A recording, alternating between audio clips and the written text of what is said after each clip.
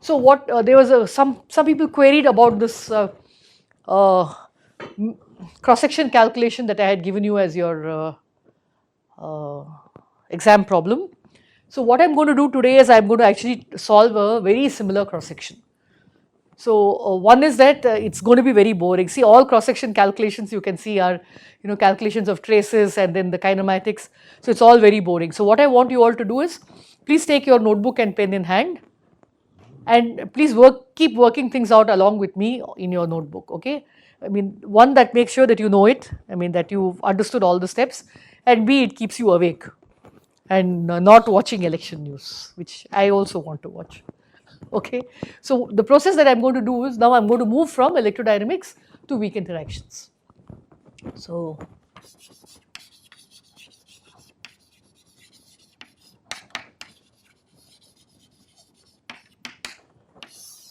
the main thing we will see about weak interaction, yeah.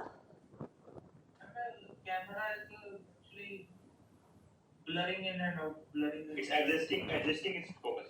Okay, yeah, maybe then, I fixed it. Oh, he fixed it, he says, yeah. He said he fixed it just now, so it should be okay. It's still a problem?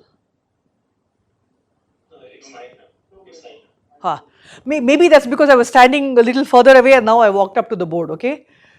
See, this equipment is very, very fancy, so maybe, it doesn't like my moving away like that. So I'm going to stay anyway now near the board, so I think it should be okay, right? So the main thing about weak interactions, which makes it different from electromagnetic interactions, and you might have even studied this earlier, is that parity is violated in weak interactions.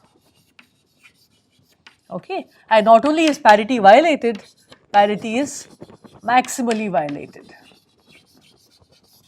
in weak interactions. Okay, and therefore you will see that the way this whole interaction vertex is built up, and in fact, okay, so maybe I'll make a few remarks about the course itself.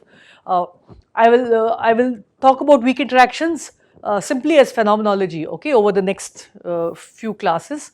But there are not that many classes because I think your semester ends in the first or second week of December, okay. So normally this is a 35 to 40 lecture course, and we might only get some 25 to 28 lectures.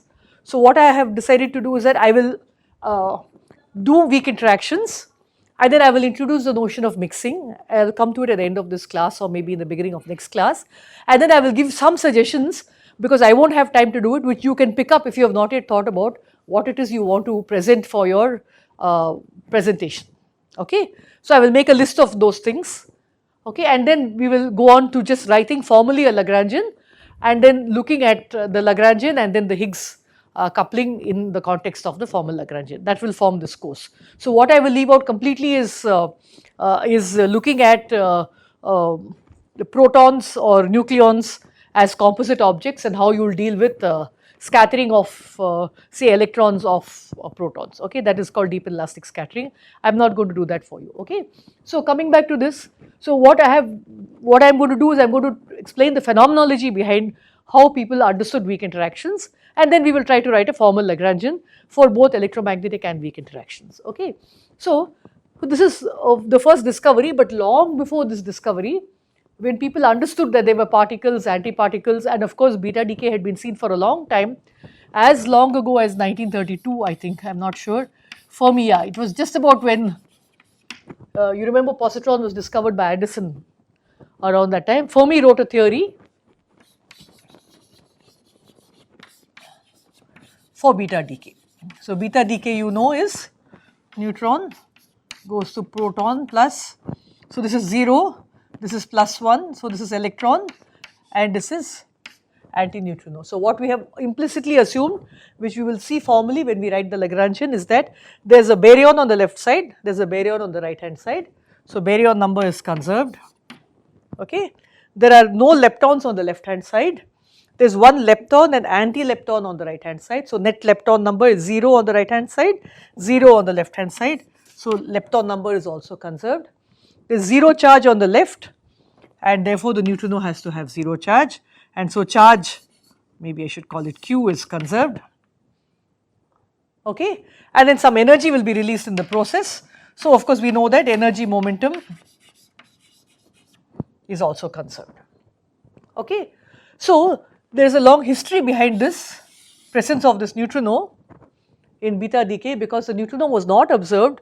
What people saw was some nucleus decaying to some other nucleus. You can see that the mass number remains the same, but the Z goes to Z plus 1, okay, plus of course there is also E plus emission. You can have both beta minus and beta plus particles emitted in radioactivity. You can write the appropriate, then Z will be Z minus 1 E plus nu E, right, not nu E bar, because again you want lepton number to be conserved. But it is only the electron or the positron which is detected as the decaying beta particle. This is a heavy nucleus which simply decays at rest. At most, it goes into an excited state and emits some gammas, which is seen as some energy. This neutrino was never observed, right. So why is it, first of all, that the neutrino was introduced by Pauli, in fact just 2 years earlier? Maybe I should put his name down.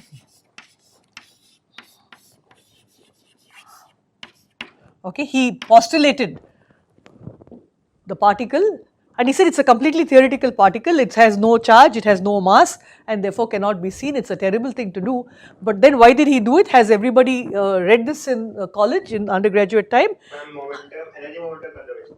Not just energy momentum but statistics, spin statistics, okay. So there are two nice things. So one, now you have understood, so the answer was energy momentum. So one reason for introducing the neutrino was energy momentum conservation, and that's because if you did not have this, then this particle, or maybe better to look at this nucleus, okay, it just shares its energy between two particles. And you know that if this is sitting at rest, now we have done the kinematics, if we have a particle decaying at rest, in that frame they go back to back and they have exactly half the energy difference of these two, right, and that's a fixed energy.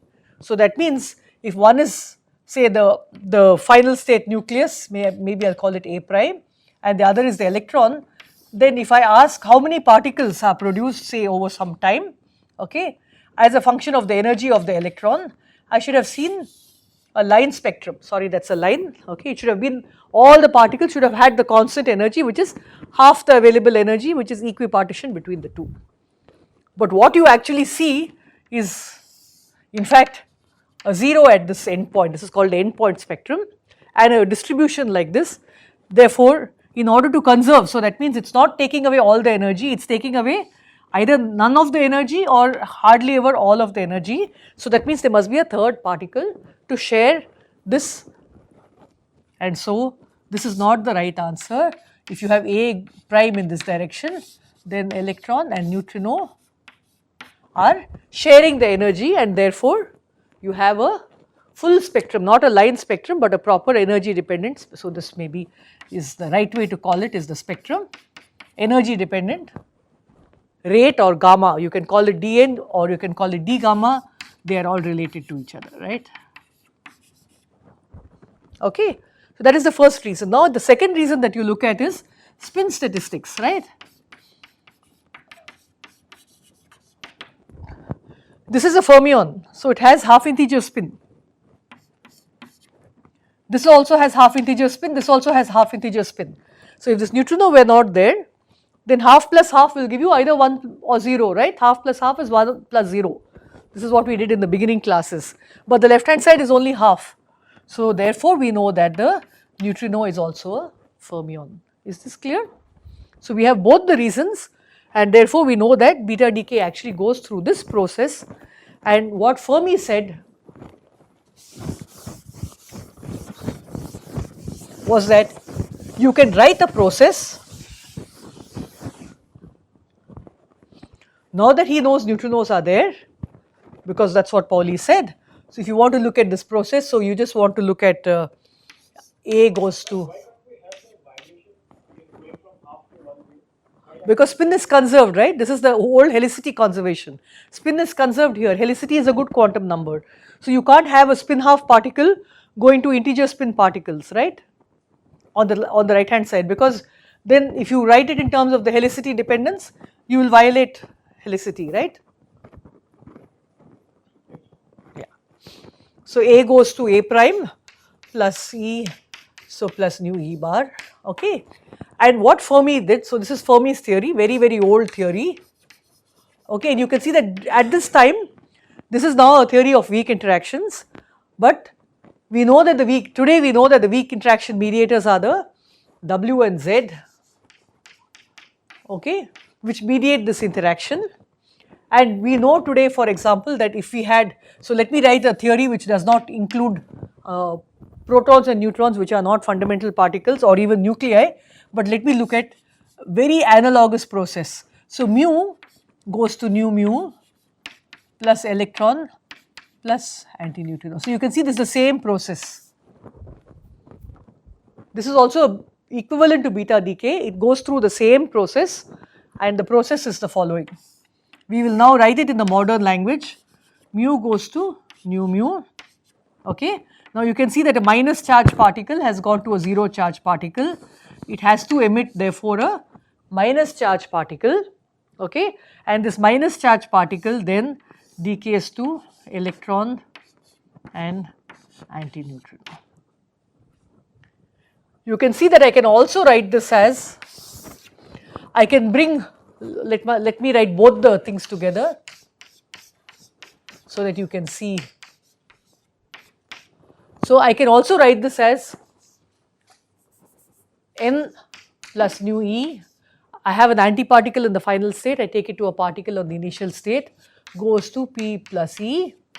I can also write this as mu plus nu mu goes to E plus nu, nu plus nu E goes to E nu mu plus E. I can have any combination that I want. In fact, I can, so you can see that this is this combination, right? So I can write, this process will then be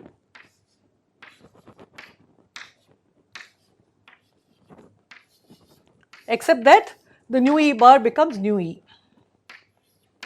Can you see this? This is the same diagram. I can flip this to the initial state, okay.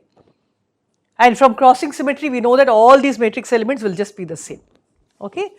Only thing is that the kinematics will be different. This is a 3 particle final state and a decay. So I will write, this is the decay of mu going to 3 particles.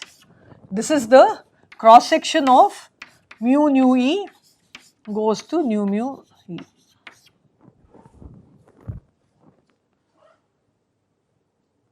Is this okay? So whichever way it is, as I said, our Fermi did not know about the existence of the W minus, okay.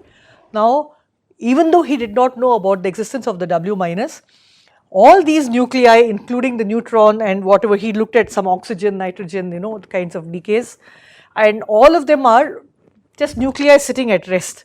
So the available energy is very small. Because the available energy is very small, you can think of this as almost a point vertex, and that is what I am going to draw for you now.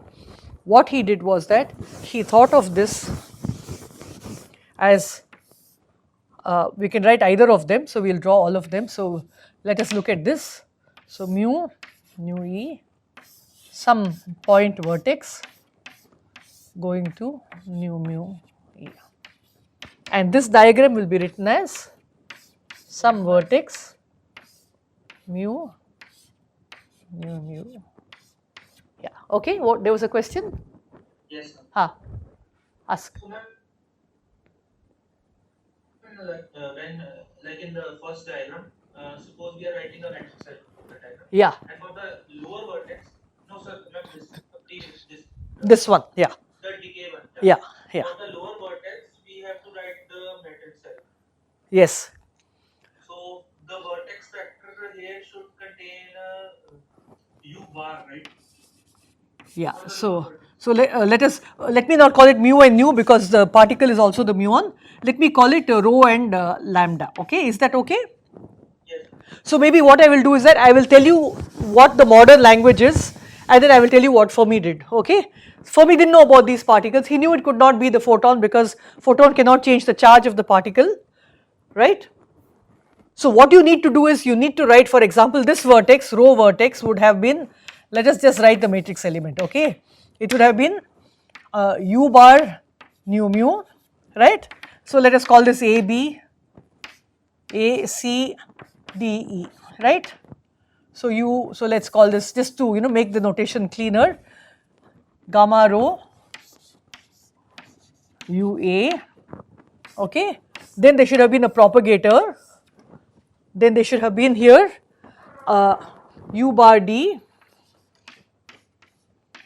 gamma lambda V E, and this should have had indices rho lambda. So for example, it would have been minus I G rho lambda by Q squared, right. This is what the electromagnetic case would have told you, right. Right. Now what Fermi did was, since he didn't know the electromagnetic case, he just took, okay, let me put in IE since we have put everything else in, okay. So let me even write this as, so I and I gives you -1, so this is I, okay, and then there would have been a U bar gamma rho U and some U bar gamma lambda V, and then I will remove the G rho lambda and make it gamma rho here, and then there would have been an E squared by Q squared. Is this okay up till here? Yes. Okay. Now what he did was, you can see that, let me again give you some more information on what we know about these processes. Yeah, ask. Suppose now that we take the mu bar on the right hand, the electron antineutrino on the right hand side, right? So This, now, you mean you want to take this nu bar on this side, right? yes. Then it would have been U bar D gamma U, it would have been U, right, instead of V, that's all. Yeah. So matrix element it will become U, right? So matrix element will change. Yeah, but it's massless, right? See, you should remember the sum over U bar of S is P slash plus M. Okay, I've dropped a lot of notation. Sum over S, US of P, and sum over S of V bar is P slash minus M, right? Now for a massless particle, they are the same. That's why I'm saying you'll get the same answer, okay? But neutrino has a mass, right? No. Okay, fine. I'll ask this question to me later. The mass of the neutrino, I told you, was a few eV compared to the masses of the nuclei. So, for example, oxygen is mass 16, so it's roughly 16 GeV, right? So 16,000 MeV compared to 1 electron volt, right? In principle, it can be. So you can write, but the thing is, you're going to use crossing, right? See, you're not going to bring just the P slash plus M to P slash minus M. If you convert the P, let us call this PE, right? If you bring it to the initial state, the momentum becomes minus PE, right? Yeah, minus. Yeah, so then it will become minus P slash plus M, which gives you the overall factor P slash minus M. Did you understand? If I bring this to the, so nothing will change. Crossing will always work, okay? With or without the mass, crossing will work. I am just saying that since I am dropping all the masses, it becomes very simple to see this. But if We have to change, right? From P to minus P, we have no. You see, you cannot. It's like you cannot swap horses midway in a stream, right? You complete this calculation fully. After you complete the calculation, then you substitute. See, what was your crossing? For example, no, we took. Okay, this is something else now. AB goes to CD, and we asked what is AC bar. Or we asked maybe the other way around. Let us write AB bar goes to C bar D, and we asked therefore what is AC goes to BD. And for that we interchanged PB goes to minus PC. So we have to do that at the end of the calculation. So you do one calculation fully and then substitute it for the other calculation. Okay, and then you will see that what happens in the other calculation will be that you would have taken P to not P to minus P, but PB to minus PC, whatever, right? You have to flip the things, so you have to be careful. You cannot blindly impose crossing like that, but you can always get one matrix element from the other. So here I am actually going to do muon decay, so I am going to concentrate on this process. Therefore, I have kept the V over here. All I am saying is that here I have object over here. This 1 by q squared was the propagator of a massless photon, right? So I am going to rub this off because I want to talk about that part. So I have a photon and with momentum q, and minus I g mu nu by q squared was for a massless propagator. Now this q squared is going to be different from the mass squared because it's off shell object. Same way this q squared is going to be different from the mass squared of this object, okay. But whatever it may be, this is all very small, okay. All these quantities are, and so what am I going to have instead of E, which is the electromagnetic coupling, I am going to have some other coupling which is the electroweak coupling. Let me call it GW for the weak coupling. So my E over here will be replaced by GW, okay. And the 1 by q squared, what Fermi got lucky by is that the correct answer, which we will see few classes from now, will actually be that you have, instead of a photon, you will have a W propagator, and the propagator is, I will not write the numerator,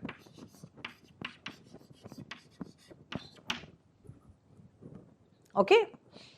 So this mw squared is the mass of the particle, that you could have guessed, because in the electron the propagator is I by p slash minus m. Since this is a matrix, I do not want it in the denominator, I multiply and divide by p slash plus m to get I p slash plus m by p squared minus m squared. So you can see this is simply the mass shell condition, right? P squared minus m squared, q squared minus mw squared, q squared minus 0. Someone has a question? Someone needs to mute. Yeah, thanks. Okay, is this okay? Is this okay? Therefore, mw squared is so large compared to any q squared momentum transfer, which is very small in this beta decay processes, that really why Fermi got lucky is that you can drop q squared compared to mw squared, because now we know that the mass of the W is 80 GeV, 80,000 MeV, and that is squared, and the available energy is just few MeV. So really this denominator becomes just mw squared, and the numerator just becomes g weak squared, and therefore this whole thing is a constant. And what Fermi did, let me write down what Fermi did for this process. Fermi wrote down this process as I gf by root 2, same thing, u bar gamma rho, let me write it down, ua times u bar gamma rho ue ve, with no propagator, okay. So this is called Fermi's constant. You can see that because it is actually some coupling constant divided by mass squared, it actually has dimensions of 1 by mass squared, right, m to the power of minus 2. So it's not a massless, it's not a dimensionless quantity, but he introduced this, and he got lucky, as I said, because when you do this and calculate everything, then it so happens that for certain transitions, okay, now I will tell you later what those certain transitions are, he actually managed to agree with the experimental observation quite nicely, okay. And in particular the decay of oxygen 14, the beta decay of oxygen 14 can be nicely explained by Fermi theory, okay. Now let us then go further and ask, then is this all the difference? Yeah, ask. Ask.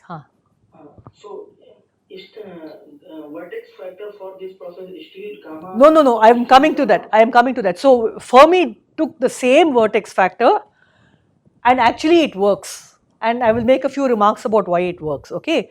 But a few years later, actually 2 decades later, again 2 theorists, Li and Yang, suggested that parity may not be conserved in weak interactions. Parity is conserved in strong interactions, but parity is not, they said, may not be conserved in weak interactions. And within a year, I think it was either 56 or 57, I can't remember, I wanted to check it up and I forgot, C.S. Wu, she did the experiment, it's a very famous experiment, beta decay of cobalt 60. So cobalt goes to some nucleus with the same, okay, actually this is nickel 60. Okay.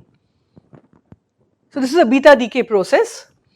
Now what she did was that was what was a very nice experiment that she did. She did it really very fast. She took this cobalt nucleus and put it at very low temperatures. Okay, she put it into a system at very low temperature and then also turned on a magnetic field. Okay. Now cobalt, she chose very special nucleus. Cobalt actually has 5 unpaired spins in the nucleus. Okay, so J is equal to, it's a spin 5 object, whereas nickel is a spin 4 object, which means that these two must have together J is equal to 1. So how can they have J equal to 1? Now this cobalt is decaying at rest, the nickel recoils a little but hardly any, so this whole object is at rest. So the electron and neutrino go back to back. So let us write 2 particular configurations. This is where the cobalt is decaying, okay, and there are 2 configurations possible. One where the electron is above, neutrino comes out below. The other is where the neutrino is above, the electron comes out below. And how do you see this? Observationally, you never see the neutrino. You only see the electron is coming out in the direction of the magnetic field or opposite to the direction of the magnetic field. But since J is equal to 1, in both cases the spins of the 2 are plus half plus half. Okay, so that 5 is equal to 4 plus half plus half. Yeah. Ma'am, I think cobalt has 6 unpaired electrons. No, J is equal to 5 for this process. Now, depends on, this is a radioactive cobalt, right? So, you have to go and look it up. This I am very sure of.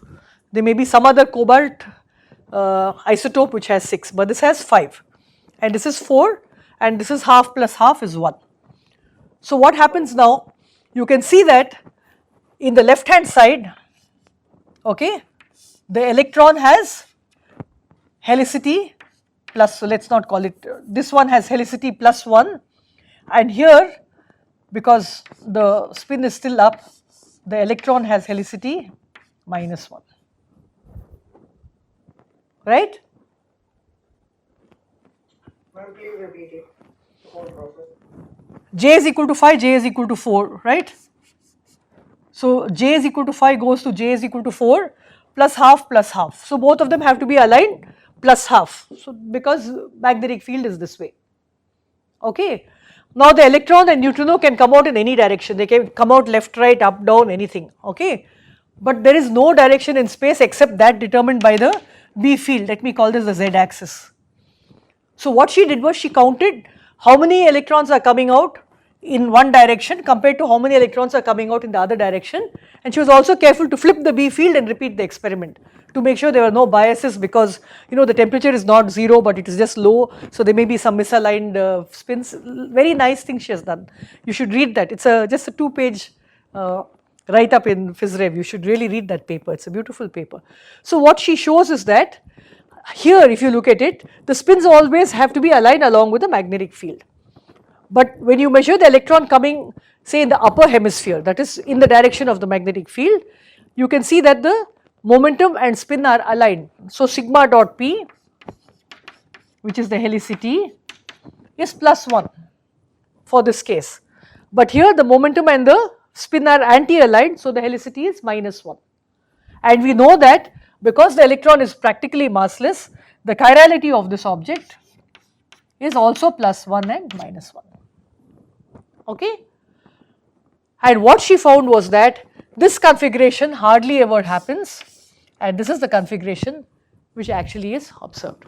That means the electron is preferentially directed or emitted in the direction opposite to the magnetic field, but these two images are mirror images of each other. Therefore, in nature, this version is preferred, its mirror image is not preferred, and therefore obviously parity is violated, because parity would have taken this to this and this to this. Since that is not shown to be true in nature, the decay rate for this process and this process were not the same. In fact, for this process is practically 0, Parity is therefore violated. So we say implies parity is violated in this particular weak interactions, and therefore we say in all weak interactions. Yeah. Ma'am, I joined last in class, so can you tell me about maximally what is meaning of maximally violated? Maximally violated means that if you had 60% of the events like this and 40% of it over here, it's not maximally violated. But if 100% of the events come out this way and 0 come out this way, then parity is maximally violated. Okay?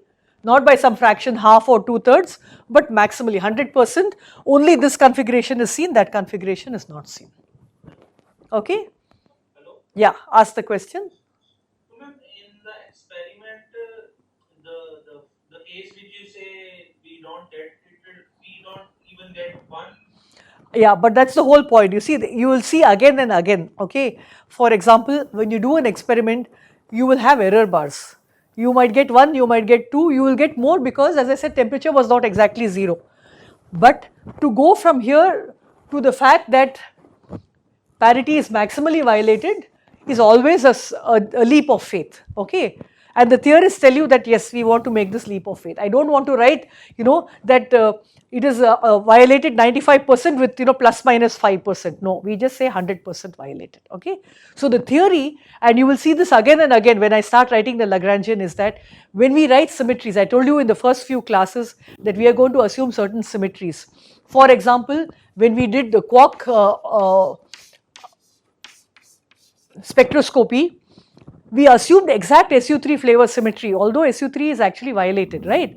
Theorists always like to write nice compact theories with using symmetry principles because that leads to more predictive power. So here we have now, we will therefore say, the theorists say that parity is maximally violated. Is this clear? So we have now a situation where we have understood in weak interactions, parity is maximally violated. That is step 1. Now step 2 is to write the term, what kind of term or what kind of bilinear covariant gives you this kind of parity violation. There's a question? Yeah. So I have a question. One by one, ask. Any one of You you. can go ahead. Okay. So like we do get these cases in the experiment, right? When the electron and the magnetic field are in one direction and they are attributed to the non-zero diamond. See, the thing is this, okay, what happens is that she could not put her, see, in those days, you can imagine this is like, 70 years ago or whatever, right? No, not so long ago, 60 years ago. But when you do the experiment, this low temperature lab was a real big thing in those days, right? So the temperature doesn't stay low forever. So over time it just starts getting heated, and as it gets heated, there is no more, see, when you cool something, the spins are aligned, and then you turn on a magnetic field, you can say that all the spins are aligned with the magnetic field, okay. So if you have it, as the temperature increases, this asymmetry actually goes away. Then she flips the magnetic field and again she finds the temperature goes away, okay, I mean the effect goes away. So you have to interpret everything within the very small window where the temperature was low enough that you can expect that, the spins were perfectly aligned. So there are errors, there will be events in the opposite direction, but from there you can quite convincingly extrapolate that parity is completely maximally violated in weak interactions, okay. In fact, very nice thing, please read that paper. Just look for Wu 1956 or 57, you will find the paper, and you will find that she has also made a comment that hence C is also violated in weak interactions. And we will also find, within 10 minutes I will come and tell you that C is also violated in weak interactions, charge conjugation that is, okay. So both charge conjugation and parity are violated in weak interactions. But before that, let me ask this question. What kind of bilinear, we know that psi bar gamma mu psi is a vector, right? Ma'am, pseudo tensor. Pseudo vector. Yeah, pseudo vector, that's right, that's the right answer. But to show that, what I will do is that I will show you this thing, okay. Suppose I can write psi in terms of left-handed and right-handed objects, where my handedness is now chiral, but as I said, when you have massless case, my helicity and chirality are actually going to match, okay. So let me not worry too much about it for now, okay. We will come to it later. Now what is psi bar of L? What was psi, by the way, what was psi L? I don't know if people remember, these were the left and right projections of gamma phi. So this was 1 minus gamma phi by 2 psi, and this was 1 plus gamma phi by 2 psi. So maybe I should take this off. Actually, I can take this off also.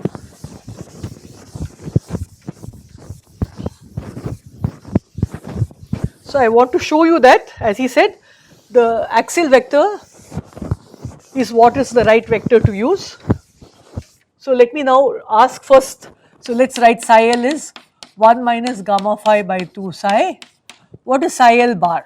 So here is where I wanted all of you to have your notebooks and pen. Please tell me what is psi L bar. Okay, I'll keep doing it on the board, and you people keep doing it in your notebook. Okay, is psi dagger 1 minus gamma phi dagger by 2, which is times, so this is psi dagger, sorry, gamma naught, right? Definition of psi bar is psi dagger gamma naught, right? So that is psi dagger. Now I am going to introduce gamma naught, gamma naught. And what is gamma phi dagger? Is gamma phi, right? That is equal to, this part is psi bar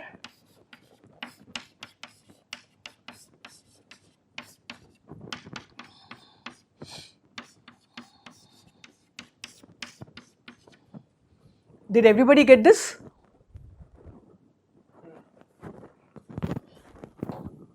Okay.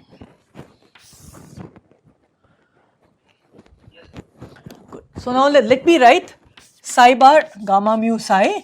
Every psi is now psi left handed plus psi right handed by definition, right?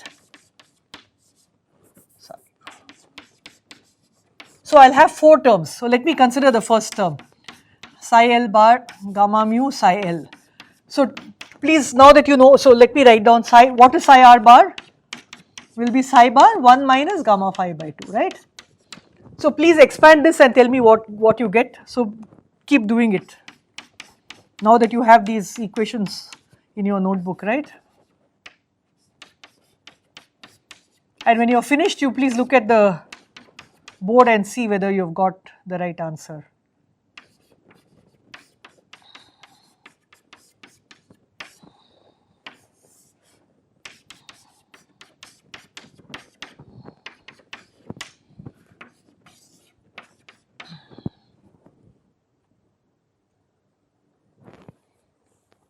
Sorry, I made a mistake over here. I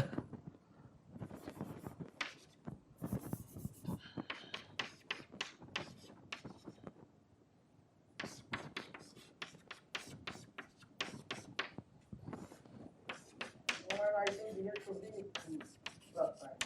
Sorry? Here should be plus sign, I think, because you are anti-commuting, right? No, psi L bar. No, psi L bar is this. Yeah, psi L bar is this. So when I anti-commute it, I get a minus sign, and this is a projection operator. So square is itself. I mean, basically, I know the answer. That's why I realized. That's because I copied this and not that. So psi L bar is psi bar 1 plus gamma phi by 2 gamma mu 1 plus gamma phi by 2 psi.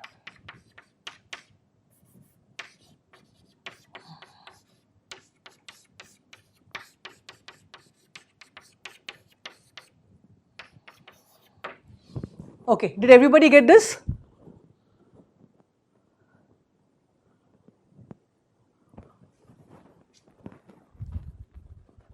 Are people working it out? Okay, fine. So you can please complete it. You will find that the psi bar R gamma mu psi R is also not 0, and R gamma mu L will also be 0.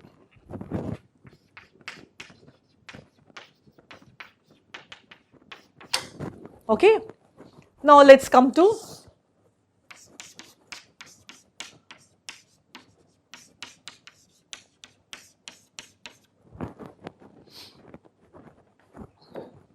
this is the axial vector that, who, Prem, is it? Prem said, I think. He suggested this.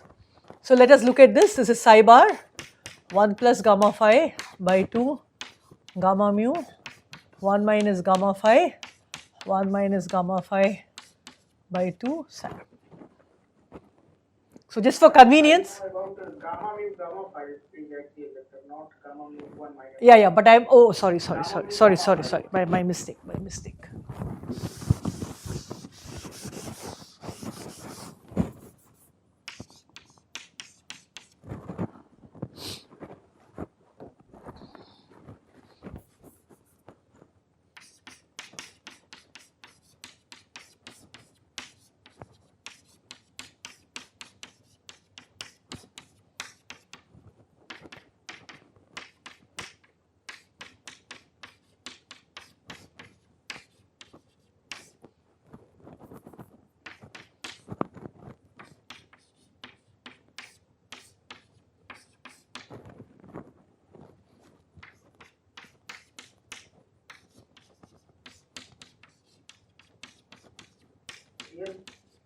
Here should be plus sign.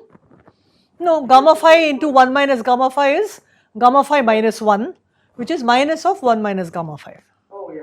right? And that's therefore equal to minus psi bar gamma mu 1 minus gamma phi by 2. Okay. So I am going to fast forward a few things. You can do this with the right-handed component also, but we can do this. I will just write this one down. Gamma mu, psi bar L, gamma mu 1 minus gamma phi psi L, and psi bar R, gamma mu 1 minus gamma phi psi R. This will be equal to 0. And the other combinations will also be 0. So psi R with 1 plus gamma phi psi R will be 0, and psi L with 1 plus gamma phi psi L R will also be 0. Okay. So you can find out all these combinations by yourselves. Okay. Now what I am interested in is looking back at what we had for the electron. So what did we have for the electron? We had that the electron preferred this left-handed, or helicity is equal to chirality, operator is equal to minus 1. Okay. That means psi electron is left-handed. This is what Wu found out, right? The case when the electron is coming out, so let me write it in the same picture that I had given earlier, where I had the spin upwards and the electron momentum is downwards. Okay. So this is the spin and that is the momentum. Sorry, I don't want to confuse you. So this is the left-handed, and therefore the object is left-handed. Okay, and you can check that because of this minus sign, this object psi bar gamma mu 1 minus gamma phi psi, okay, is parity violating with left-handed size. Okay, and to show that, you have to just reverse this whole process. What you have is this psi bar gamma phi. Okay, let's put gamma phi by 2, though the interaction is just 1 minus gamma phi. Because it's easy to do, because I know that 1 minus gamma phi by 2 is 1 minus gamma phi by 2 squared, right? It's a projection operator, right? And therefore this becomes psi L. So this is 2 psi bar gamma mu 1 minus gamma phi by 2. That is 2 psi bar. I can interchange these two, right? This gives me 1 plus gamma phi by 2 gamma mu psi L. But we know that this combination is psi L bar.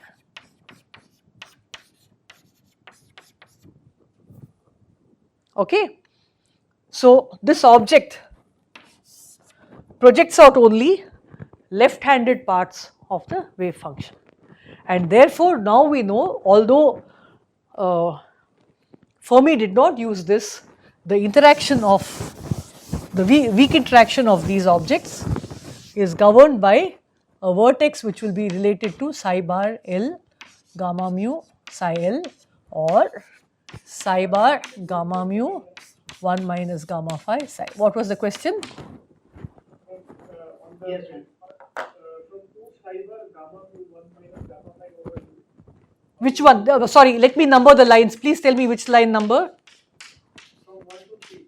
1, 2, 3. Okay. What was the problem with 1, 2, 3? Yeah. I said that this quantity we just showed because it went to minus of itself, right? The left-handed. So it has odd parity. So it's parity violating, and these objects I have shown you below project out only the left-handed components of the size. And how do you see that? Because I can write 1 minus gamma phi by 2 as 1 minus gamma phi by 2 squared, because it's a projection operator. You can just do that, no? See, 1 minus gamma phi whole squared, 1 minus gamma phi whole squared is 1 minus 2 gamma phi plus gamma phi squared, which is, so there is a half into half, okay, because I am doing 1 minus gamma phi by 2 whole squared, right. So that's quarter times 1 minus 2 gamma phi, and gamma phi squared is 1. So that is quarter of 2 minus 2 gamma phi, which is 1 minus gamma phi by 2. So that is a projection operator, PL squared is equal to PL. This is the definition of a projection operator, okay. And therefore, I have simply introduced, I have replaced PL, sorry, let me just remove all that. So in the equation 1, I have replaced PL by PL squared because they are the same. But then I identify this as psi L. Now what I do is I flip this remaining gamma phi, 1 minus gamma phi through gamma mu to get 1 plus gamma phi. And then I identify this as psi L bar. That is what I had just shown you, right. So this is simply projecting out. So if I write a coupling which is gamma mu into 1 minus gamma phi, then it couples a left-handed object with a left-handed object. Is it clear? Is it clear? And therefore this is a completely left-handed coupling, and this coupling is called V minus A form. Okay. So V minus A means that I have a vector minus axial vector form, right. This is a V minus A form. Now this will be under parity. We just saw this was even because this is the electromagnetic vector, that is why I did not do anything. Under parity this goes to plus of itself, under parity this goes to minus of itself, and therefore the whole thing is parity violating, okay. And this V minus A form is where we have made the assumption it is not 0.9 V minus 0.98 A, okay, it is not some fractions. We have assumed maximal parity violation so that this quantity maximally violates parity, okay. So this, did you understand that this is now maximally violates parity? Sorry, what was your question? But ma'am, if you take gamma mu means vector portion, Yeah, psi bar gamma mu yeah, psi, yeah. under parity it changes like minus 1 to the power mu. No. See, there is always a phase. Please understand, okay. When I apply parity on any operator, there is always an overall phase that we cannot do anything about. Given that there is already some phase associated with this, the relative phase that is now picked up by applying, what is the parity operator, right? You apply the parity gamma naught operator and you will find that it goes to minus of itself. So it is odd under parity. The whole term, V minus A term is odd under parity, okay. That I did all the pieces of it.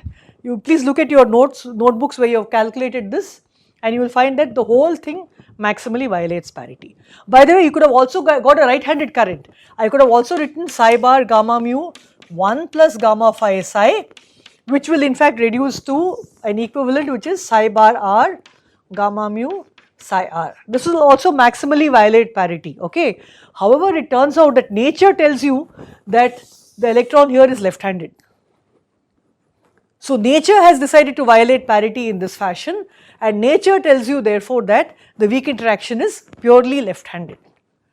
So I will now rewrite this statement in terms of the Feynman diagram and tell you that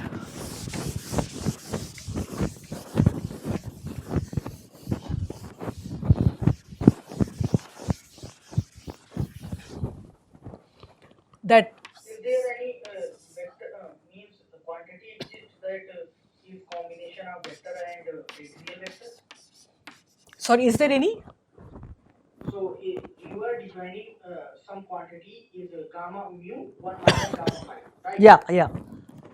So is there any quantity exists that is linear combination of some vector and axial vector? Means some normal vector and axial vector. Any other quantity? You mean some ordinary 3-dimensional space or 4-dimensional space time? Yeah, anything, any quantity, just like. No, I mean, I don't think so. See, these, you don't mix up two different things. As I said, see, gamma mu, gamma phi, everything have no transformation under Lorentz transformation, parity, nothing. It is a bilinear covariant that has certain form under this, okay. So, by combining the two, you are not, the world is not coming to an end. It is not as though the gamma phi's themselves have anything. You are projecting out that particular thing. So, all I am saying, let me complete this. So, if I have a gamma interaction versus a W interaction. So, let me put some electron, and if this is an electron which is minus, and then this goes to a neutrino, then this is a W, okay, then this is I, G, let me not put the coupling constant yet, but this is proportional to gamma mu into 1 minus gamma phi. That means the W interacts only with left fields. Is this clear? That is all I am saying. The whole weak interaction current is a left-handed current, and therefore, if I now write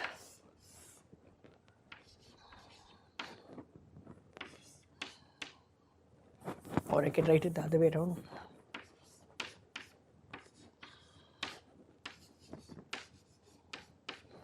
Okay, if I now have the charge conjugate object, which is now W plus, this will couple only to right-handed fields.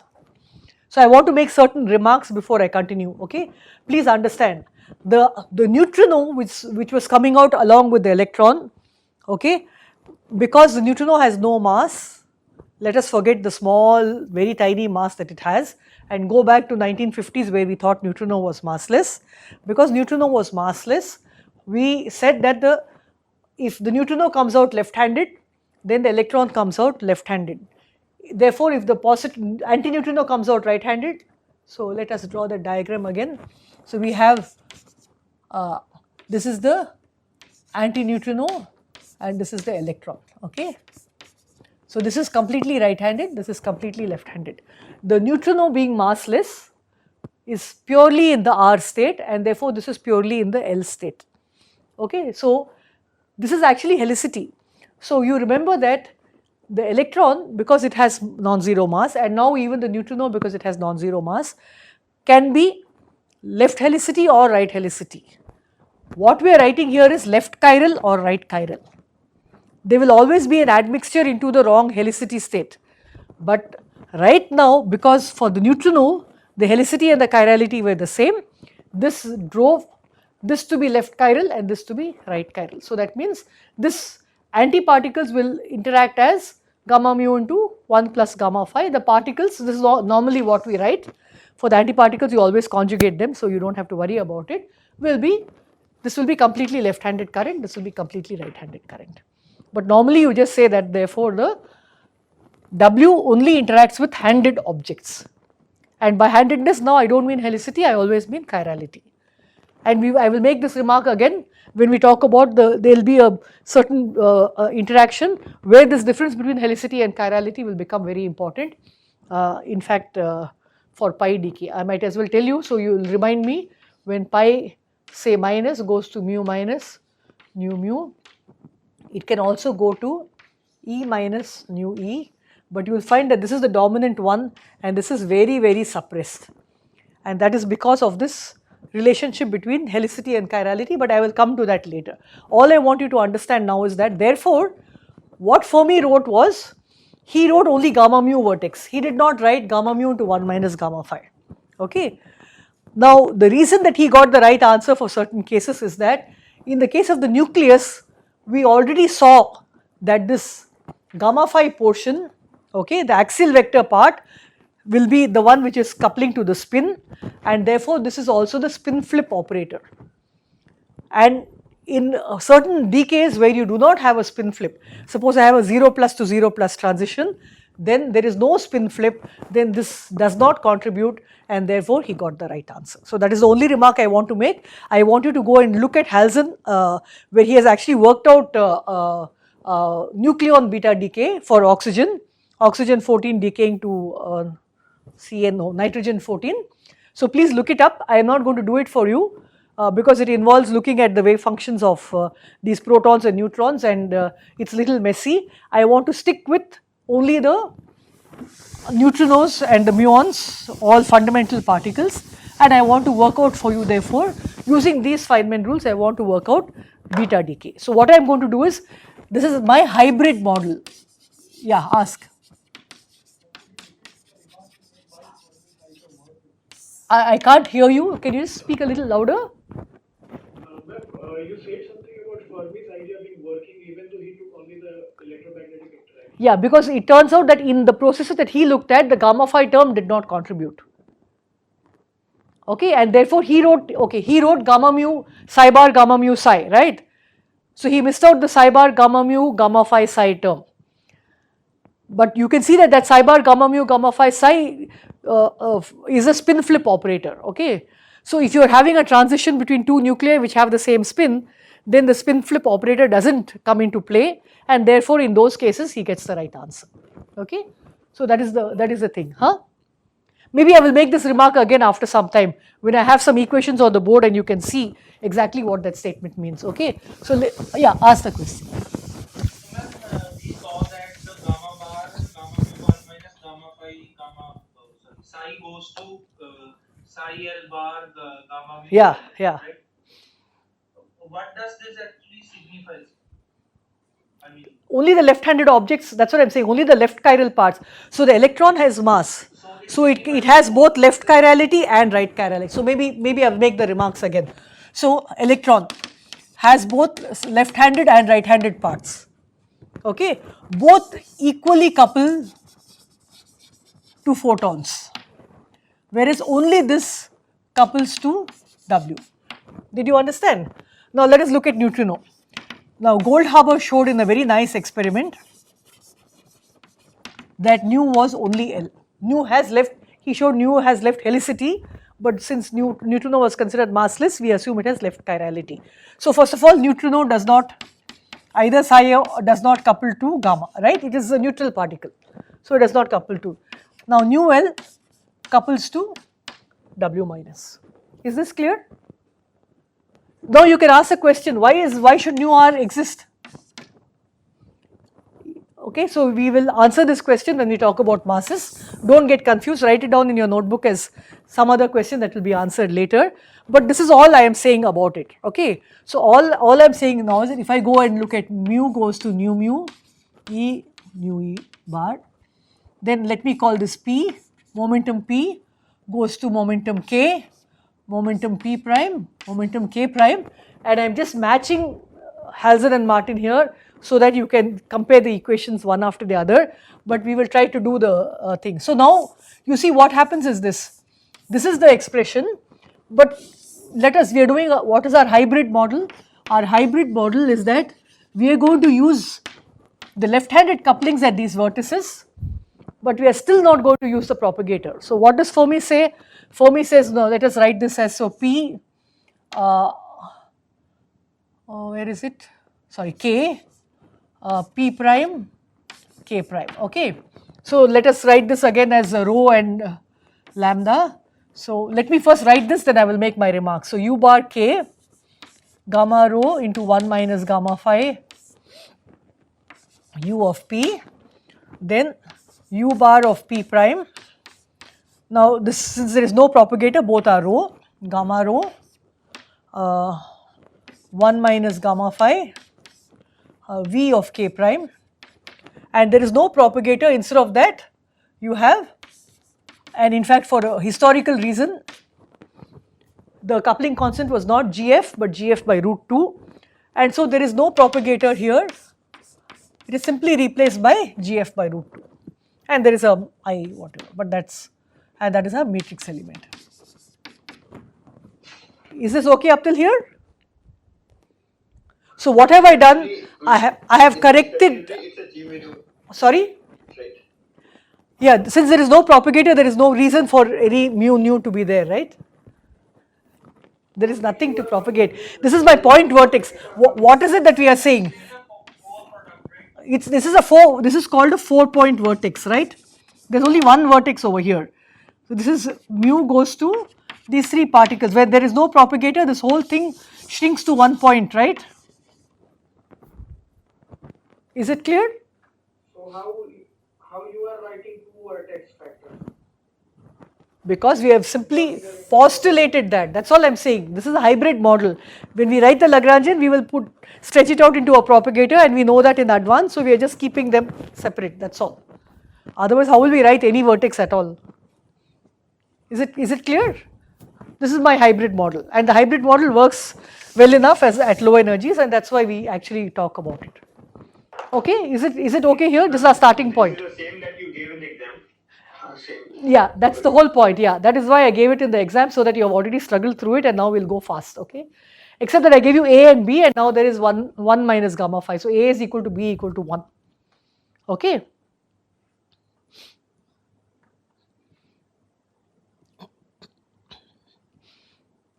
Is it okay?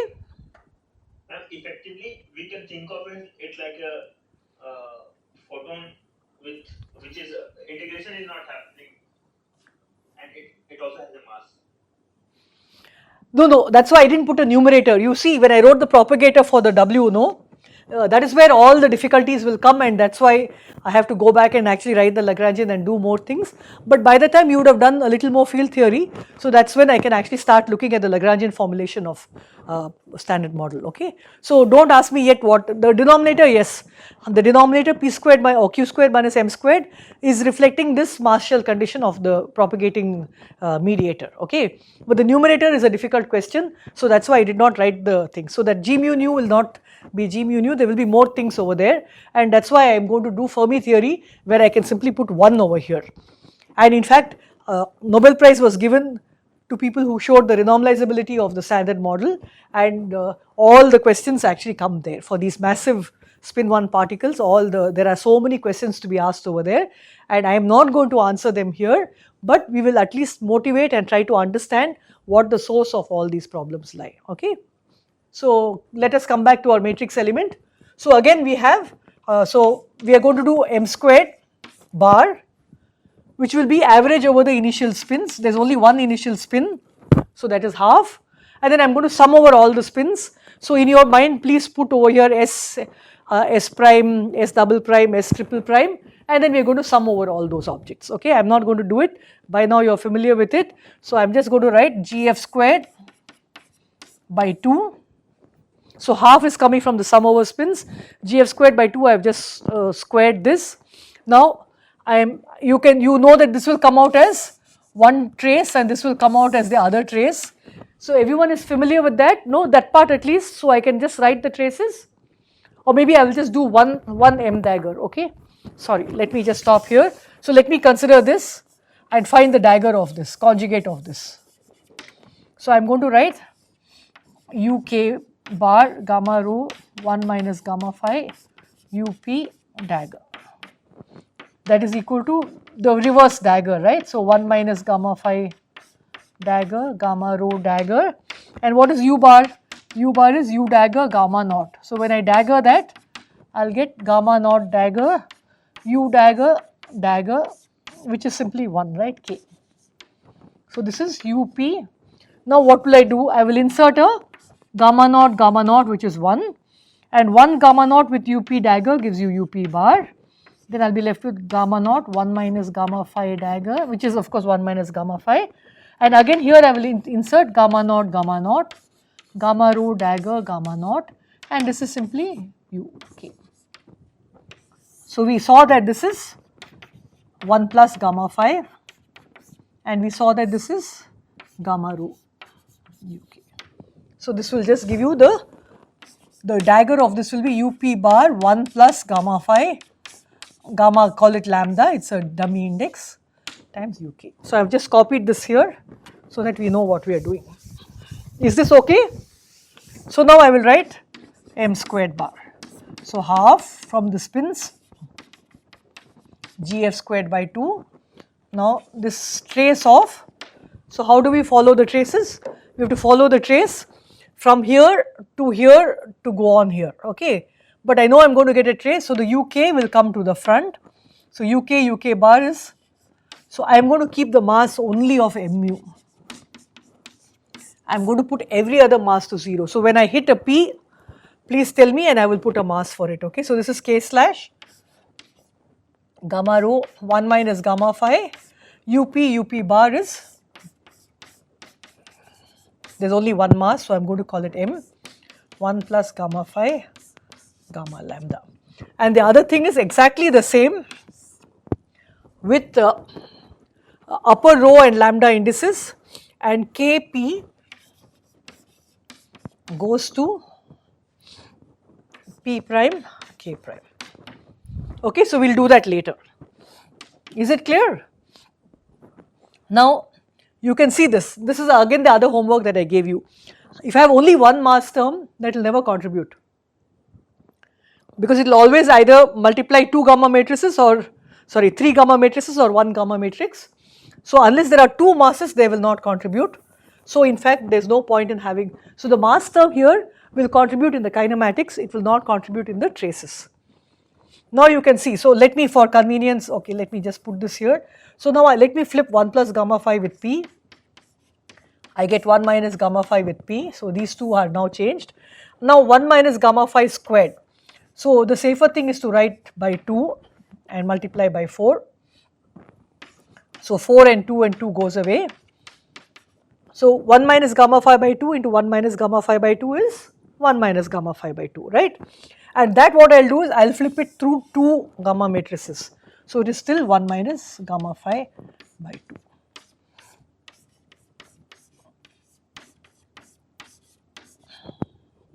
Times trace of the identical one, this one. Now what is that? So now please take out your notebooks and start calculating this. This is your homework, okay. Sorry, this was your exam, and I will keep doing it on the board and you people keep doing it on the, okay. So what I will get is gf squared by 2, the trace will give you 4 here and the trace will give you 4 here. So there is an 8 gf squared factor outside. So I am going to write 8 gf squared outside, and then I am going to write the traces over here.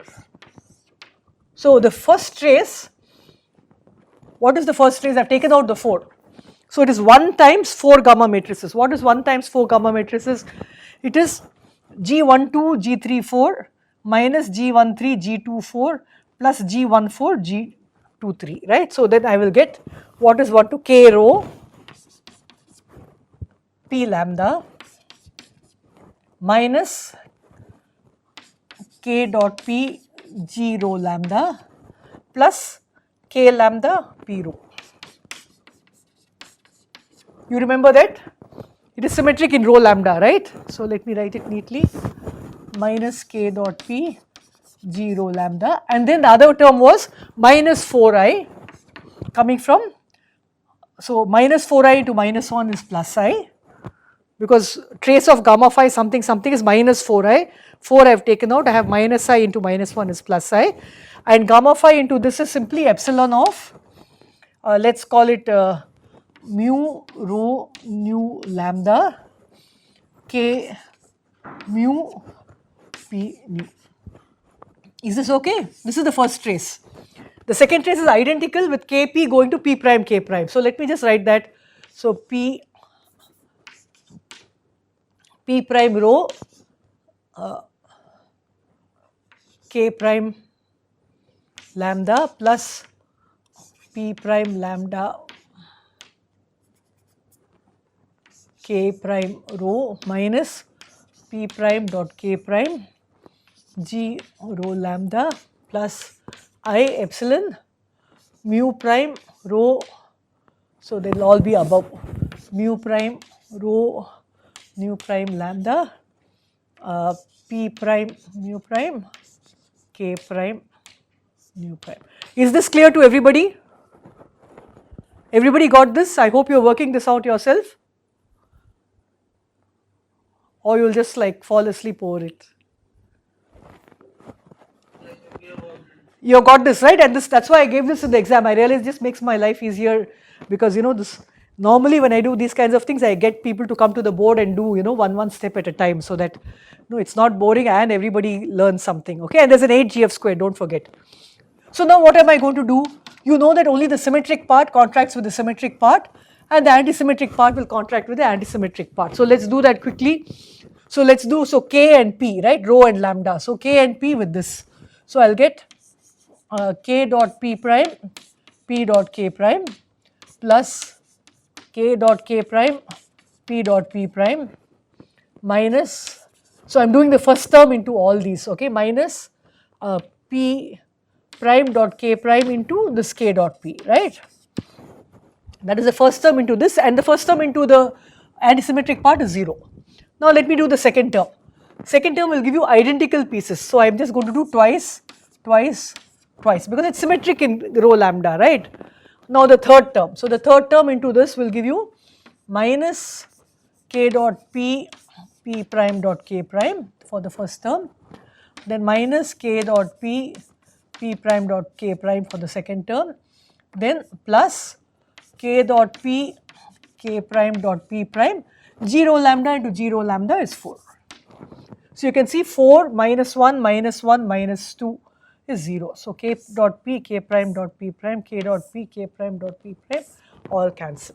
So since I have a board, I hope all of you are please doing it on the notebook. So I am removing all those terms. I only have these two from the symmetric part. Now I have the last term. So the last term is this into this is 0, this into this is 0, into this is 0. So I only have plus I into plus I is minus. Then epsilon, so I have to write now. Let me remove all this. I only remember 8 GF squared, okay. I'll remove all this. So what do you get for this? So now I have here, let me just write that portion. Epsilon mu rho nu lambda, epsilon mu prime rho nu prime lambda. Now I can write this as epsilon rho lambda mu nu, epsilon rho lambda mu prime nu prime. Does everyone understand this? I don't have to check how many signs because when I keep switching them, for example, mu rho nu lambda is minus rho mu nu lambda, right? But I don't need to do all that because they are in the same order. The number of minus signs I'll get by flipping this and flipping this are the same. So that this will just be this quantity. So that I have got the repeated indexes over here. And this I know is minus 2 G mu mu prime, G nu nu prime minus G, I hope you got this in the exam. And I had said if you didn't get this, you could have asked me or looked up the net, right? Is this clear? I had delta function. Yeah, oh sorry, this will be, sorry. This will be delta function because one is below and one is above, sorry. So no, yeah, so you, let me just do this. Yeah, now I'll put, yeah, I will just put it this way. Now I get G. If one is above, one is below, then they are delta functions. Perfect. I'm sorry, my mistake. Okay. Is it okay? I can always flip this because if I move this up now, then the Kp will have lower indices, right? Doesn't matter. They will always work out. So there's a minus sign here from the I squared and there's a minus 2 here, so it becomes plus 2. I hope I'm getting it right, I have no clue. Now I have to do mu mu prime. So K dot P prime times P dot K prime and the other term will be mu nu prime, K dot K prime, P dot P prime. Okay, so hopefully we have done it right. And the 2 comes out everywhere and something has to cancel. Which one cancels? So K dot P prime, P dot K prime becomes 4. So 4 K dot P prime, P dot K prime, and this is K dot K prime, P dot P prime cancels, okay. So this is the answer, K dot P prime, and we had an 8, so we have a 32, okay.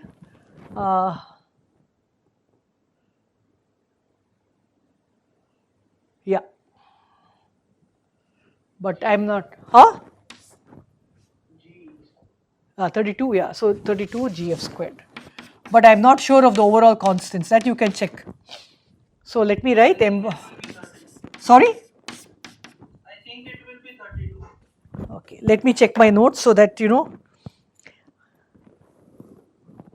Let me check my notes and let me check my notes and let me check my notes. Oh, I have 64. So let us see where we went wrong. I know where we went wrong. Okay, sorry, my mistake. Okay, I did that very quickly. So we had, let me do this again. Sorry, I want to get it right. 1/2 came from the spin average. Okay, then we had GF by root 2 square to GF by 2. Okay, now in our trace, we had a 1 minus gamma phi into 1 minus gamma phi. Okay, so what I did was that I did by 2 and I multiplied by 4, and then the squared to only give you by 2, so I left the by 2. Okay, so that was a 4 by 2 factor, but I forgot that in the other trace I have to do the same thing. Did you understand? I didn't ever do the other trace. In the other trace also I would have got 1 minus gamma phi into 1 minus gamma phi, and that will also give me a 4 by 2. I am very sorry, that is where I missed the other two. Okay, I hope everybody understands and are not confused. You remember that I only did one trace, the other trace I simply wrote down by inspection, right? So the other trace also had this factor when I square the 1 minus gamma phi by 2, and therefore we have to put another factor of 2, so that is the answer. Okay, but for me, as I said, these constants never matter. It's more important to get the kinematics right. So here we are, 64 GF squared K dot P prime P dot K prime. So we will put this somewhere here and forget about it. So m squared bar, because now we are going to do the kinematics, right?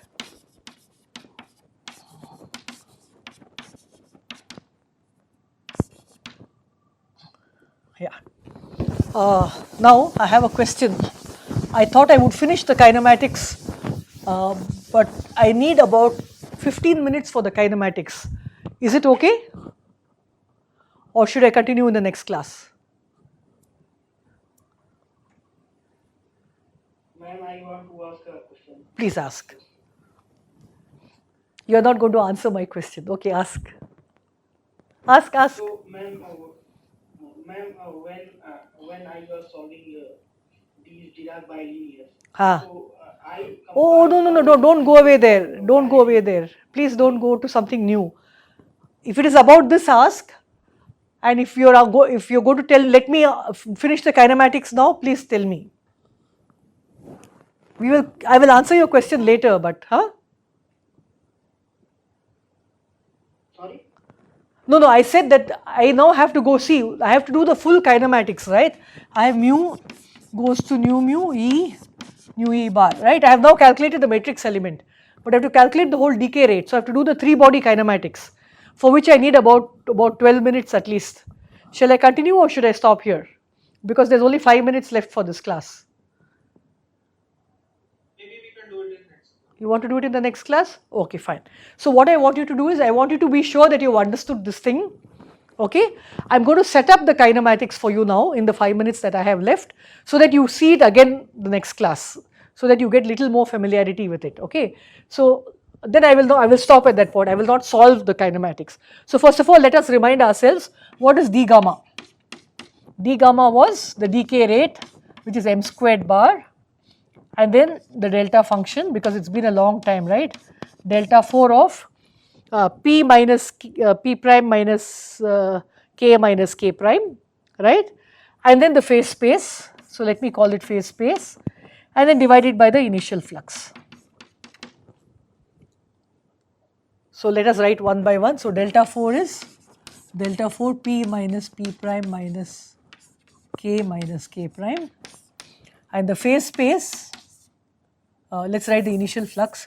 Initial flux is only one decaying particle, So that is 1 by 2 E of the muon, that is P. And the phase space, there are 3 particles, so these have momenta. This is P, no, this is P prime, P prime, K, K prime, right? This is what I wrote, I think, yeah. So I have the phase space of d cube P prime by 2 pi cubed 2 E prime, d cubed K by 2 pi cubed 2 E d cubed K prime by 2 pi cubed into 2 E prime K prime. So first of all, what I am going to do is I am going to solve this in the rest frame. So this will just be the mass of the muon. And then what I have to do is that I have to combine this quantity with the phase space. So for that, what I will do is that this neutrino, any one neutrino, and I am going to take this neutrino, I am going to write as, let me just get rid of this 2 pi power 6 4 E K prime, and this quantity I am going to write as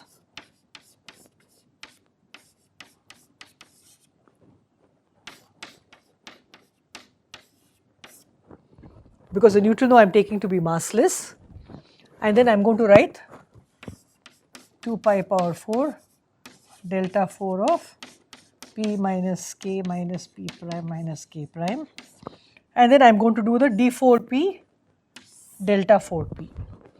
So this is exactly like the 2 body phase space.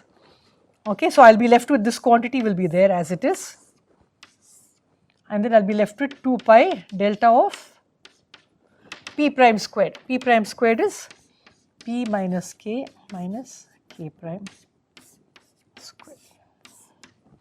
There is also a theta, I mean delta plus, right? Is it clear? So this is something similar to what we had done in the previous classes when we had a 2 body phase space. However, in the previous class you would have had only one d cubed integration left over with one delta, and that delta function will remove the 3 body integration into just d omega, right? And that is how we got only d omega for the 2 body phase space, but now we have 6 integrations left over and only one delta function. So we will actually have to perform this integration, and what is nice is that I can choose a frame in which to perform it, because we know that this phase space is Lorentz invariant. So what I will do in the next class is that I will therefore set this up again. So what I will do is that since I have integrated out the muon neutrino momentum, I am going to write the P of the muon. So this is the particle muon, so let me write it here. Muon has, it is at rest, okay. Then the electron is along, so let us write this, electron has K, right, has let us say that it is E 0 0 P Z, it is along the Z axis. So this is in the rest frame. I have chosen the electron, sorry, I'll choose the neutrino to be, sorry, I'll choose the neutrino to be along the K prime, right, along, so let us call this K prime, and I'll call this also because it's massless, right, I'll call this thing. Then the electron I will choose to have components, again it's massless, so P prime, no, let's call it K, at some angle theta. So this is the important thing, 0 K cos theta. So what am I doing? I have a particle decaying at rest. I use one object to define the Z axis. I then define this to be in the xz plane. So this is the theta angle, and then the neutrino which is left over has all components.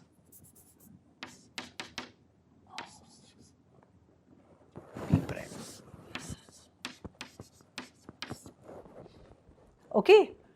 So it is the most complex, it will have all the components x, y and z, but then we have integrated it out using the delta 4 function, and therefore we don't care about p prime at all. Is this clear? So the important thing about phase space, and that's why I wanted to introduce it now and then talk about it again in the next class, is that the way you choose the phase space, okay, you choose over here something convenient to you.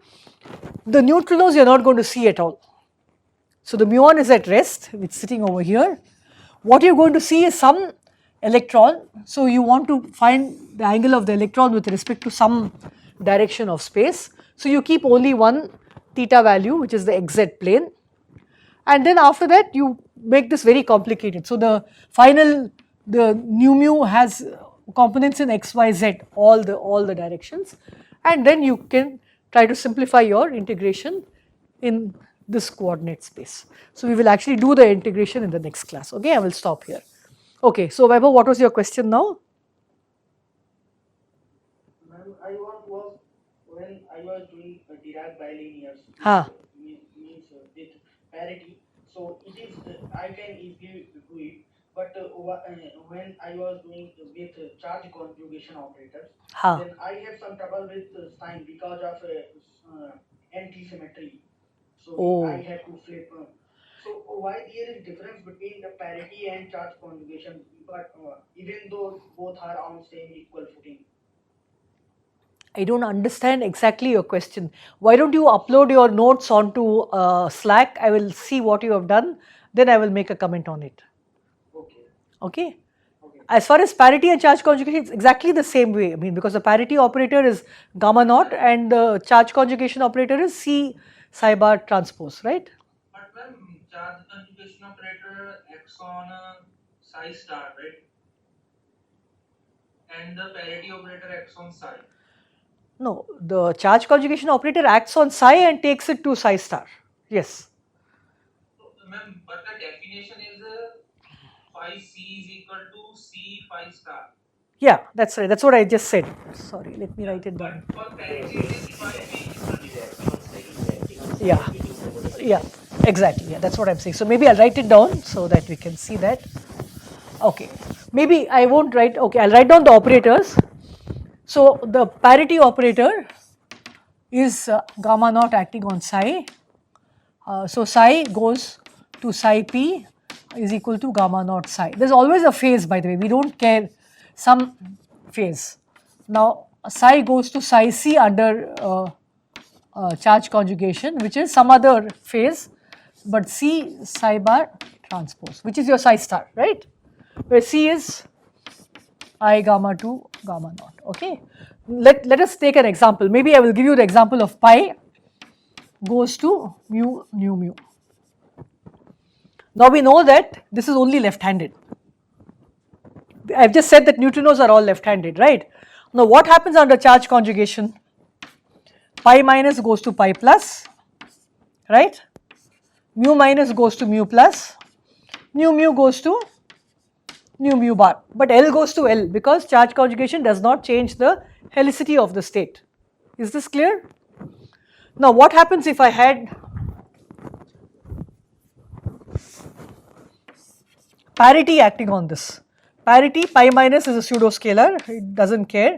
Mu minus, we didn't specify the parity, and nu mu goes to nu mu right because parity changes left to right, right? That is the mirror world, right? Parity changes left to right.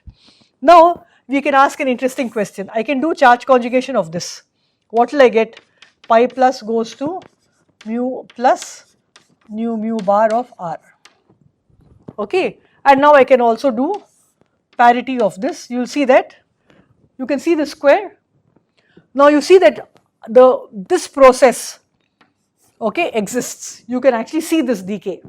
This process does not exist because this is the parity reversed object. This is also the charge conjugation reversed object.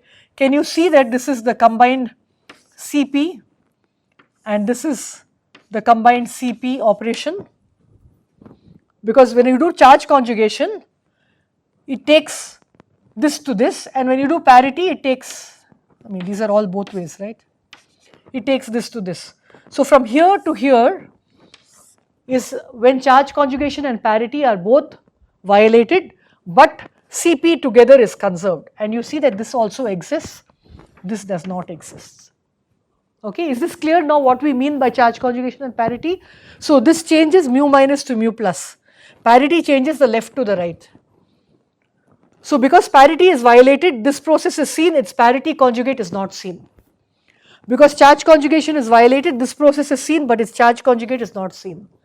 But the combined effect of parity and charge conjugation, either going this way or going this way, it's the same. I mean, you add parity first and act charge later, or charge first and parity later. You see that, therefore the combination Cp is conserved. Is this clear? Does this help to understand what we are saying?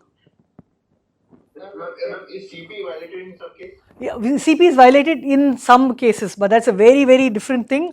And if someone wants to take that up as a project, that will be a nice thing to do. So CP violation in K0, K0 bars.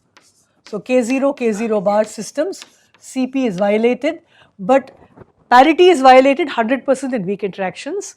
Charge conjugation is violated 100% in weak interactions, but charge CP combination is violated by a very small factor.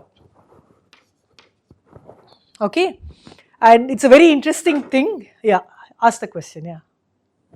Is a parity violation surprising? Was it surprising when it was discovered? Is parity? Sorry, I didn't understand. Parity violation? Parity violation surprising, like when it was discovered. Yeah. It changed. I mean, there were people who didn't accept, right? See, parity conservation has been the cornerstone of physics for century almost. Because all electromagnetic interactions conserve parity, all strong interactions conserve parity. So people who are like Maxwell et al. Who are working on electrodynamics, and then all the nuclear physicists, they see all parity conservation. So this beta decay was something that threw up this whole thing, that weak interaction. So they knew from the decay rate. I told you, that if you have slow decays, there are weak interactions. So they knew that this was not the same as strong or electromagnetic interactions. But they did not even think that parity should be violated.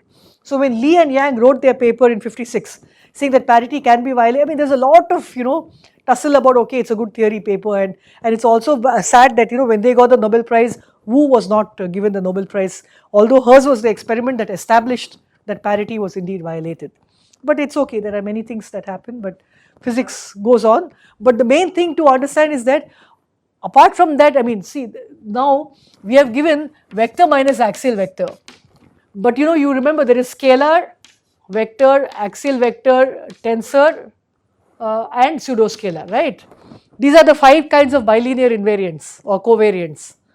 So maybe the interaction could have been anything. Why V minus A, right? So people like Feynman, if you read Feynman's autobiography, he writes about, surely you're joking. He talks about how people went and tried to eliminate every combination that was there, from various considerations. Because once you know that parity is not good, then what do you hold sacred, right? You can test everything, you can question everything. Then the possibilities suddenly explode. And to actually bring it down to V minus A, I mean, so there are names of, there's names of Feynman, there is George Sudarshan and Marshak. There are many people who contributed to understanding this V minus A nature of the theory, okay? And not all of them have got equal recognition, and not all of them have also contributed equally, but they are not commensurate with each other. See, recognition is something which is the politics of the time. But ultimately, the fact that V minus A is the right theory was a tremendous success. And then to take this V minus A theory and understand that there are problems with it, and then to understand it through renormalization was the next tremendous achievement. To write a proper, consistent field theory of weak interactions was a tremendous next step. And to introduce masses to it through the Higgs mechanism, again one whole bunch of people did. And then to show that the whole thing is renormalizable, again one whole bunch of people did. I strongly recommend that you go to the Nobel Prize archive and read the popular articles for every one of these discoveries which have actually won the Nobel Prize. Okay, and then you can understand how history was made, because these are all historical. No, I don't know if you read the Nobel archives. I hope you read the one for the black holes this time. They are written in a very nice, understandable way. Please just go and read, and you can understand a lot of particle physics just by following all the Nobel Prizes. Each one of these has got one or more Nobel Prizes. So please take a look. Okay, yeah. So is this clear? I mean, so if you, Vaibhav, if you have a problem with the computation, just scan the notes, either put it on Slack or send it to me and I will look at it. Can you do one transformation of means charge conjugation, because it is Huh. important for me. Yeah, I will put it up on Slack. Okay, I will take one example and put it up on Slack. Sure, I will do that for sure. Yeah, yeah. Okay, are there other questions? I'm sorry, I could have actually finished my computation, but it's okay. I mean, let's do it in the next class. Okay, so we are finished. No more questions. Okay, fine. Yeah. Okay, ask. So muon decays into antineutrino, neutrino and an electron. See, think of it this way, you know. This is mu goes to nu mu. This is exactly like n goes to p. 0 goes to plus 1 or minus 1 goes to 0. They're the same thing. Then this E nu E bar remains the same. And if in addition, in the second process, if in addition, I have an electron positron pair generated, Now, how will things change? people are asking all complicated questions. Let's write the diagram, right? So we know that this is the modern diagram, right? Now, this is a neutrino. Neutrino cannot couple to electron, positron, anything, right? So this is the electron. Let us make this the neutrino and let's make this the electron so that I can have space to draw. So this electron can then emit a photon which then goes into a electron-positron pair or any pair, Q bar pair, right? But these are all higher order diagrams. So you can see that this is proportional to GF and then this is proportional to E and this is also proportional to E. So this is E squared, and if you square this diagram it will be E power 4, which is alpha squared, which is like 10 power minus 4 times smaller than the main diagram, right? So basically what I wanted to ask is like, for the three bodies, we had only one vertex, essentially. Oh no, don't let that bother you. See, as I said, this hybrid model is so that I don't have to invoke the W propagator, because we will find some 10 classes from now towards the end of this course that it is very difficult to write down a proper renormalizable W operator, propagator, okay. So I don't want to write that numerator of that propagator. So what I am doing is I am using Fermi's theory, because for all these low energy beta decay, muon decay, anything at low energy, I am entitled to use G Fermi. Okay. Since I am entitled to use G Fermi, that whole complication of the W boson propagator is not there. Okay. Even without loop, it is not a diagonal. So in your mind, I want you to just look at it like this. Yeah. I mean, see, the masses are a problem. The moment you take weak interactions, you can't introduce masses in your theory. Only way weak interaction satisfies SU2 symmetry is if all masses are 0. That is why you have to invoke the Higgs mechanism to get masses, okay. So that means I can't write a 1 by q squared minus mw squared, because mw squared is 0, okay. So then it becomes very complicated to actually set up proper theory of weak interactions. I don't want to do it now. I want to simply introduce the notion phenomenologically that parity is violated, that charge conjugation is violated, that if you use approximate theories like this, for example, this is a good enough theory where this is simply replaced by a dot or one blob, and I just use GF by root 2 over there and I get the right answer and it matches with my experimental colleagues' observations, okay. That's all I want to do now. I want to bring in the complications one at a time. Once we've understood the nature of weak interactions, how it is different from electromagnetic interactions, we will actually write down the SU2 cross U1 Lagrangian. So we will write the theory of electroweak interactions, which is a direct product of these two, and just wait for it, okay. And only then, even then, we will not be able to completely write all the propagators and stuff like that. We will do to some extent, not fully, okay. As I said, first we have, this is a beginning course, second we don't know field theory, and third this is a shortened semester. I would rather that you learn a little and understand it well than learn all the mathematical details without understanding conceptually what these interactions are about, okay. That is the choice I have made. But those who are interested, want to read more, I can always give you the references, okay.